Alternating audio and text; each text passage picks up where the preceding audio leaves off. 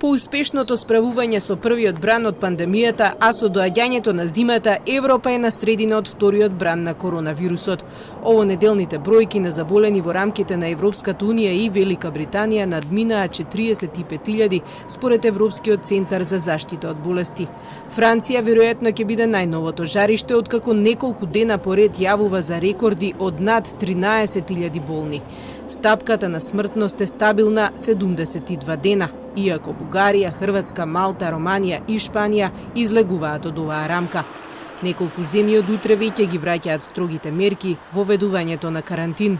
И додека едните се борат да го намалат ширењето, Шведска јавува најмал број на заболени, со само 14 хоспитализирани пациенти.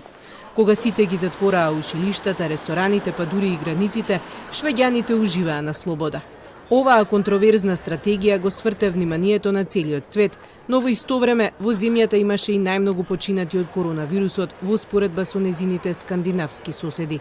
Се уште не е јасно дали стратегијата на Шведска успева, но главниот нејзин архитект, епидемиологот Андрес Тегнел, вели дека е рано да се каже, иако е сигурен дека вториот бран е можно да ги одмине. Risk is less in Sweden, but we are definitely not immune. And we need to be very careful and find the first sign on that something is going on so that we can do as much as possible to prevent it from escalating. Во моментов во Шведска болеста се шири меѓу младите кои се враќаат на училиште, што според Тегнел и не е толку опасно. It's not very dangerous for them. It does not seem to be spreading out in the rest of the society, but it's still something to keep on watch and see that does not escalate.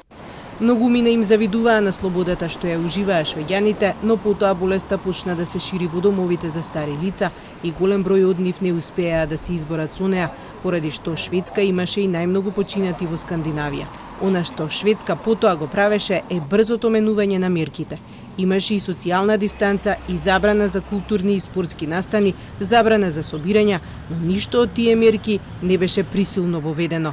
Шведска се насочи и на собственото истражување и заклучи дека носењето маски нема да го даде посакуваниот ефект да се создаде имунитет. No, I think it's a good decision because when I see many people wearing face masks, they are having them here, under here, having a cigarette, taking a glass of water and then put them on again. And that's not how they should be handled. Сепак здравствените власти велат дека ако се влоши ситуацијата, маските ќе ги вратат, но не за долго, според министерката за здравство, бидејќи како што вели, нема вечно да носиме маски. Ковид стратегијата на Шведска може би успева тука, но сите држави се во различна фаза од пандемијата. Но ова не ги спречи СЗО да и препорачаат на цела Европа да ја научи лекцијата од Шведска.